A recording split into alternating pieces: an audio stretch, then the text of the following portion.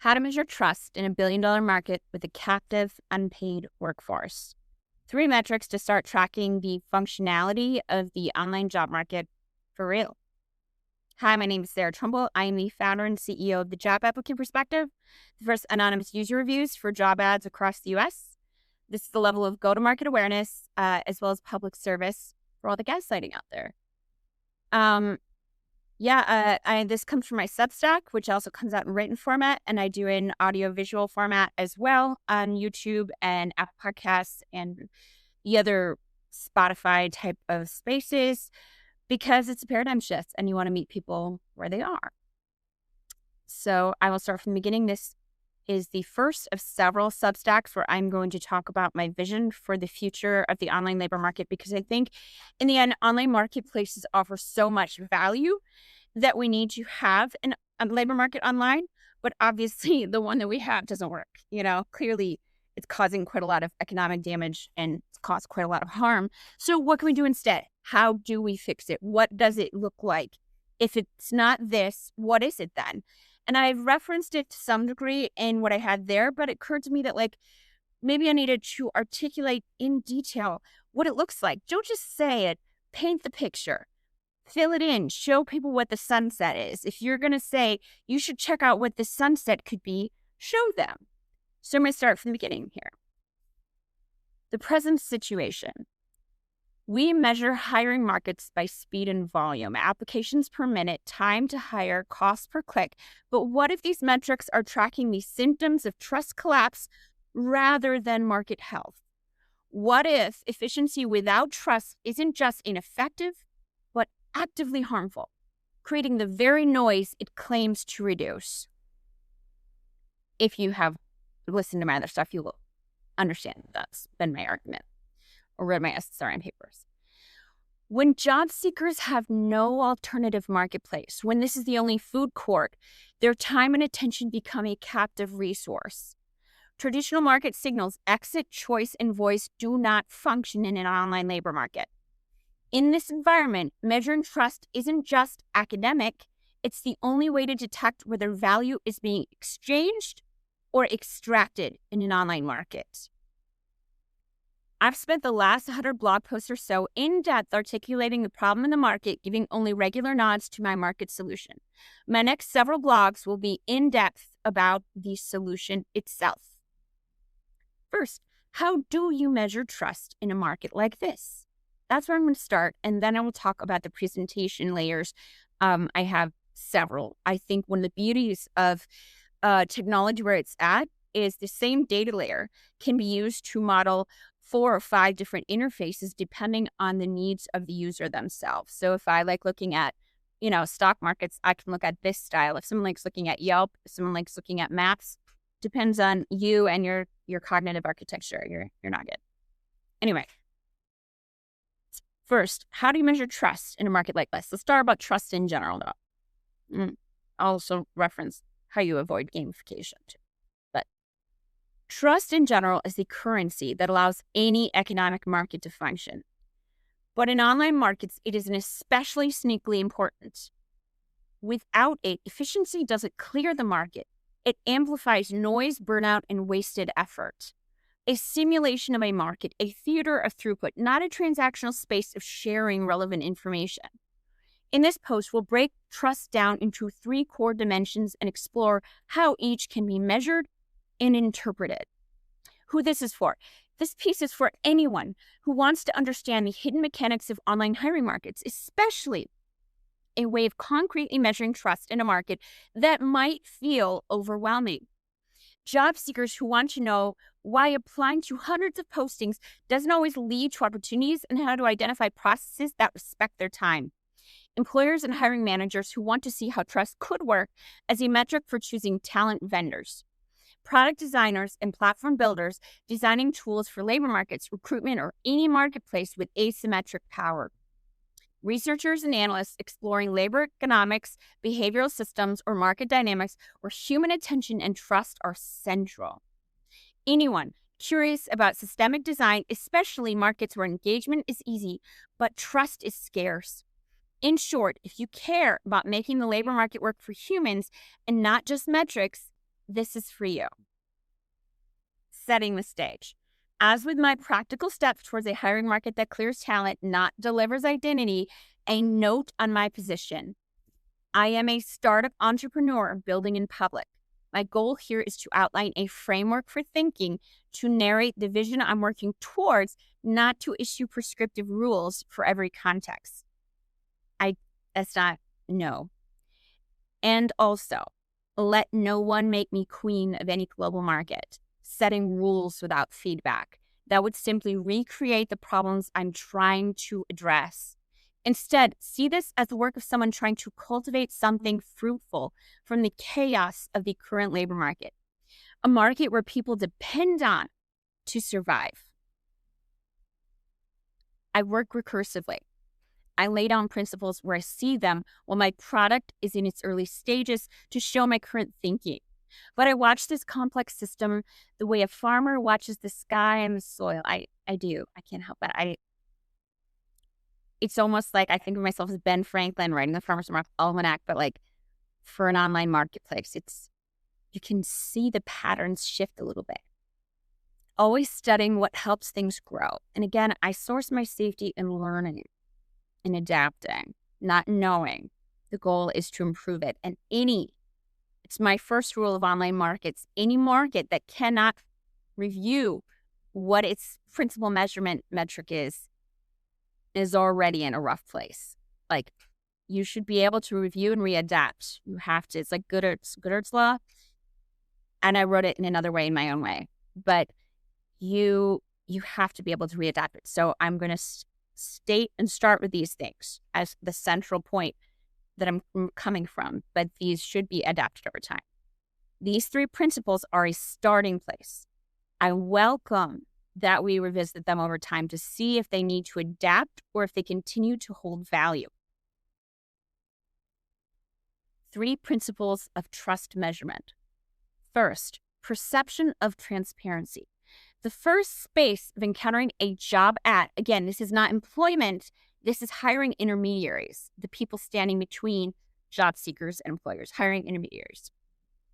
Does a job ad provide enough information for participants to make informed choices? Transparency is about clarity and honesty. A job ad can be fast to engage with, but if it hides crucial details like pay, role, scope, hiring stage, it depends on the thing, candidates are left guessing. This lack of information drives over engagement and wasted effort. Also, does the process include a recruiter or an ATS? Who knows? If a job seeker does not know, there is quite a decent chance we are running on gambling adjacent lack of info as a revenue stream for vendors, for the middleman. If these guys know, but these guys don't know, these guys are making bank on the gambling. Yeah? That's what's happening. Signals to measure. Clarity of job description, responsibilities, pay, location, level, seniority. That's this end game here. Accuracy of process expectations. These people in the middle, how are they going to behave? Again, this is a group of people, not just one, but still. Include stages, timelines, and outcomes. Alignment between advertised opportunity and actual experience. The key insight here, transparency is dynamic. A posting may seem transparent at first, but the truth often emerges only after engagement. When candidates realize the information was incomplete or misleading, perceived trust drops, even if they spend hours interacting with the system. Example, a job ad lists full-time remote role, but interviews reveal a requirement to be on-site multiple days a week. Initial transparency perception was high. Post-process, trust is eroded. Follow-up. When it comes to transparency, it's not just about the employer and their transparency norms. It's about the way the platform conveys employer intent. If company X posts a project manager role on Indeed, per se, in 10 cities, that is remote, is that 10 roles or is that 1 role? Should an applicant apply 10 times or just 1? If the employer doesn't share that, does the vendor have a policy? They absolutely should, or again, they're making bank on what these guys don't know. It's a profit stream to run the unpaid labor a little bit longer around the block. If the employer doesn't share that, does the vendor have a policy, even when it's not a recruitment scam or a ghost role or identity theft? The workforce is undoubtedly 100% mathematically being exploited for free labor at stochastic scale right now in these hope economic civility and stability abattoirs that are masquerading as job platforms. Because there's no rule, there's no regulation. These platforms exist without all regulation and expectation. They exist without regulation. They control the entire workforce's access to food, clothing, shelter, and healthcare.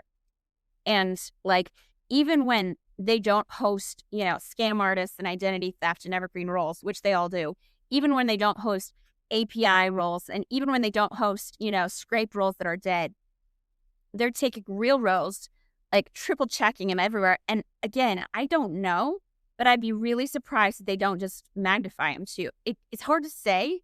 That part is not even necessary to know for sure. But again, it's like a kaleidoscope and a telescope. Both look like cylinders when you're looking at them. They only look different when you're looking through them. And it's been a century since anybody who's paying for these platforms have looked through the job seeker end of the experience, while putting these things on individualized algorithmic platforms where the profit stream is absolutely to make kaleidoscopes while giving these guys telescopes, It's a thing we're thinking on. But again, we need to have this transparency norm visible and realize that sometimes when the employer says we're being transparent and these guys say this isn't transparent, there's a world that it's because these guys were profiting on creating kaleidoscopes. Perception of experiential respect.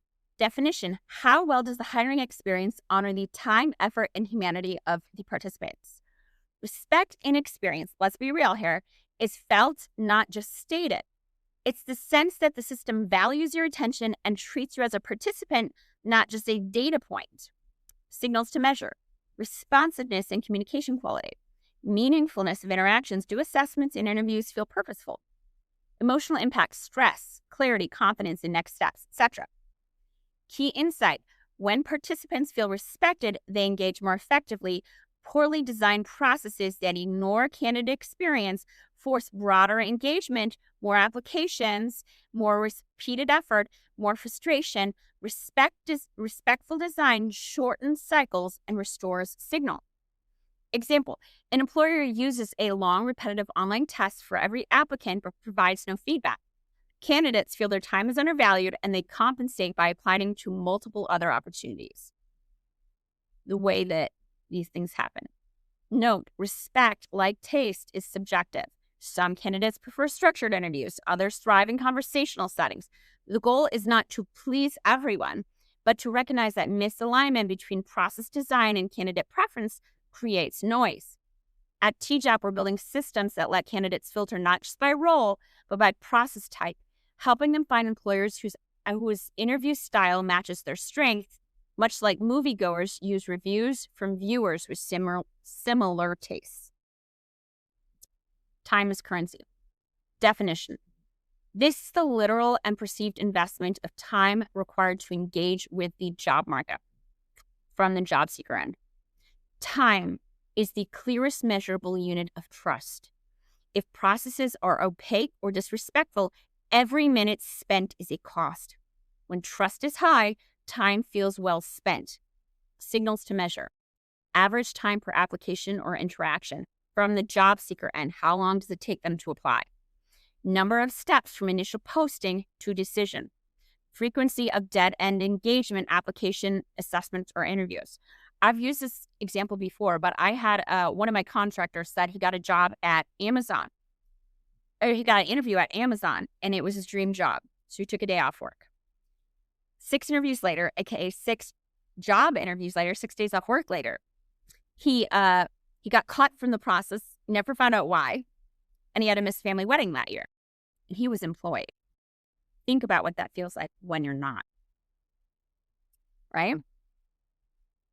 Time as currency matters for the job seeker, matters for the economy, matters for the workforce. And it also matters for these hiring intermediaries so that job seekers can see the average. And again, it's going to be different for each person as well, but that's the kind of stuff that matters. And when employers are making a decision, they're going to go with Greenhouse versus Workday. They're going to go with Pontoon versus a Deco, etc.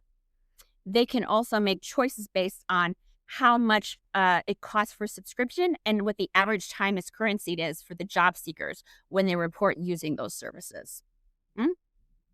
It makes it much, much closer to reality and less economically detrimental for the workforce and the economy at large, because the workforce is the economy. Key insight: time interacts with transparency and respect. Transparent and respectful processes reduce wasted effort and make time worth it. Opaque or dismissive processes amplify the perceived and real cost of participation. Example: completing a multi-hour assessment is acceptable if it's clear, relevant, and paired with responsive communication. If it's opaque and repetitive, candidates feel exploited. Interconnection. Here's the thing. Trust is multidimensional. These three dimensions are not independent. They inform and amplify each other. Transparency to time. More information saves time for job seekers, and employers reduce wasted engagement. Respect to time. Considered meaningful processes feel shorter and more productive. Yeah. So you can choose a company that might have a higher time as currency, but also a greater respect signal there. Transparency to respect. Being misled or left in the dark erodes perceived respect. It just does.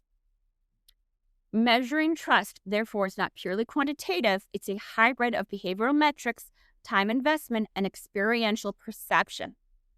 Only by examining all three dimensions together can we understand whether a market is truly functional or operating in a noise-driven engagement trap.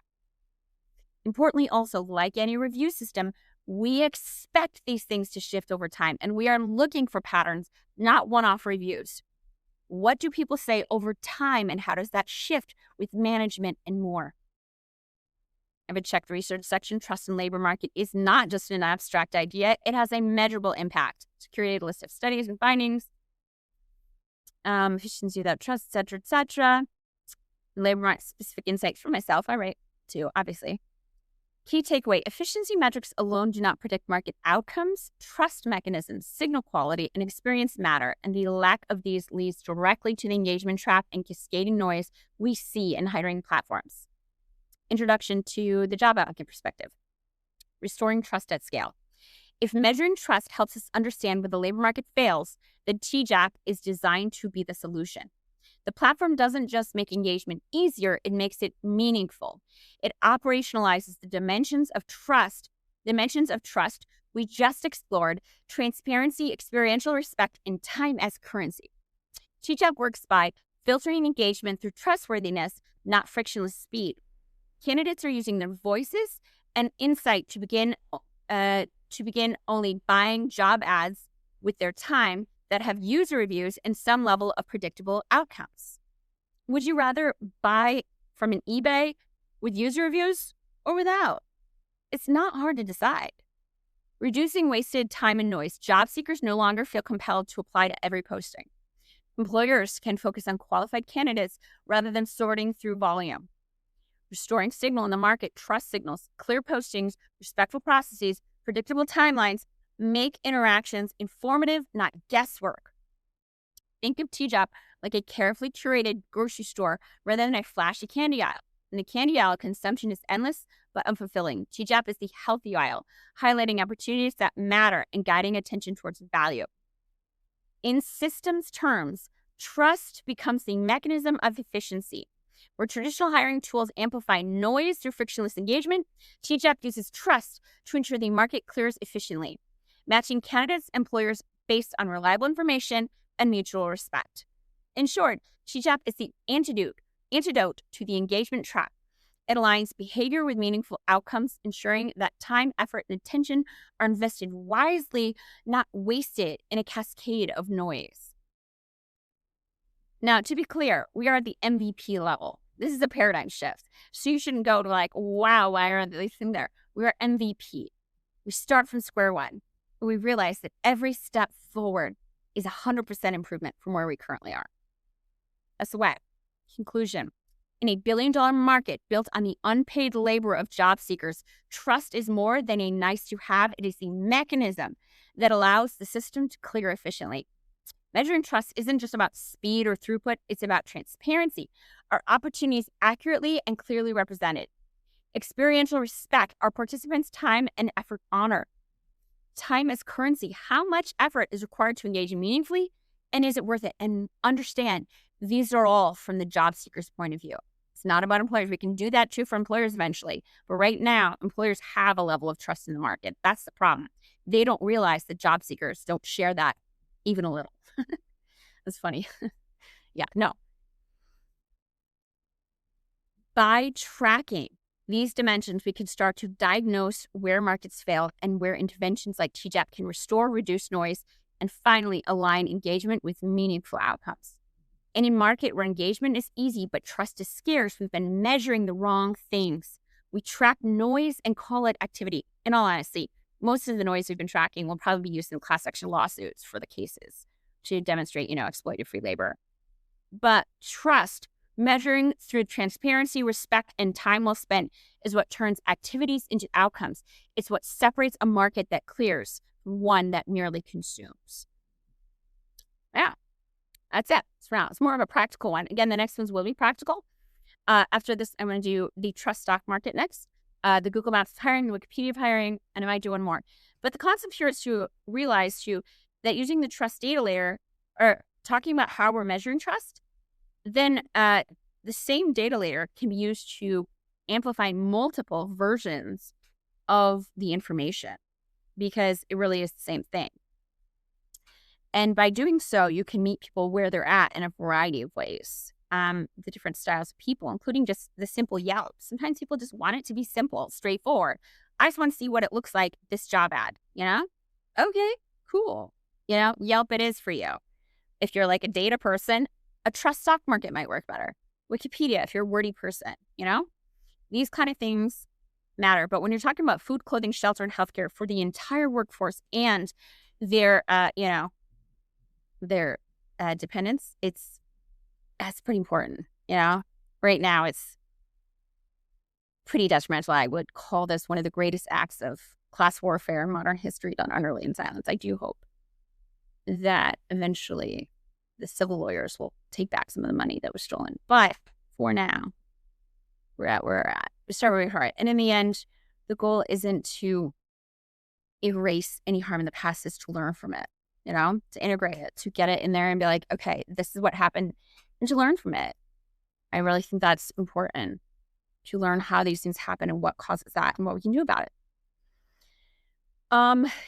So that's where we're at right now. And also I have an SSRM paper related to the gamification, because it's a huge concern, especially for employers, economists, and investors. How are you going to protect against, this side of the market gaming? Because let's be fair. We might be well aware that the vendors and this side, especially with evergreen rules, have been acting wildly unethically. But it's not because these guys aren't capable of it. It's because they haven't had the power to do so. So the goal is to design a system that cannot be gamified on either end, or not necessarily not gamified, but the gamification can be alerted to. So I will do an article as well about my interlocking trust layers in order to protect the market from gamification in the future. But for now, I'm going to start with what I'm going to do. Then I'm going to start with the gamification, and also I'll explain how you can have the same data layer, but it can have different interfaces depending on the person. Just think about it being like in French and Spanish and Chinese, whatever, Mandarin, excuse me. I can do the same thing. It can look like a picture. It can look like words. It can look like code, depending on who you are as a person. And that will help it be present for people where they are, because the goal in the end is to connect employers and job seekers, so that the people who want work and the people who need someone to work there can find each other efficiently and easily, and understand that some levels of friction is okay. That's how it should. And just because someone's coffee and someone's tea is no skin off anyone's back, that's okay. Coffee's good, tea's good. The goal isn't to be good for everybody. It's to find your tea people and to find your coffee people. That's the thought. Anyway, thanks very much. Have a good one. And please like, follow, and share, repost, and stop by the Job Applicant Perspective and check me out on LinkedIn or all the other socials. Thank you.